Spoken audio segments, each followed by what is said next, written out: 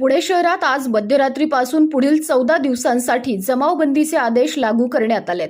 Pune police आयुक्तालयाच्या हद्दीत 18 ऑगस्टच्या मध्यरात्रीपासून ते 31 ऑगस्टच्या मध्यरात्रीपर्यंत हे प्रतिबंधात्मक आदेश लागू राहणार आहेत।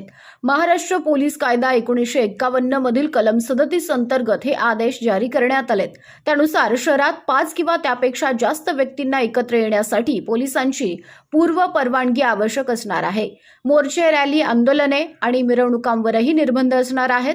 सार्वजनिक ठिकाणी शस्त्रे, लाठ्या काठ्या, दगड, स्फोटक किंवा ज्वलनशील पदार्थ बाळगण्यास बंदी घालण्यात आली आहे। तसंच चिथावणीखोर घोषणाबाजी, पुतळे जाळणे आणि सामाजिक शांतता बिघडवणाऱ्या कृत्यांवरही कारवाई केली जाणार आहे। सोशल मीडियावर अफवा किंवा भडकाऊ मजकूर आणि व्हिडिओ प्रसारित करणाऱ्यांवरही पोलिसांची नजर असणार आहे।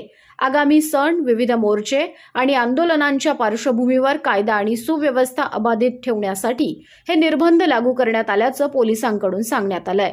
दरम्यान याच काळात पुण्यात राहुल गांधींचा विद्यार्थ्यांशी संवादाचा कार्यक्रम नियोजित असल्याने या कार्यक्रमाला परवानगी मिळणार का, याबाबतही आता चर्चा सुरू झाली आहे।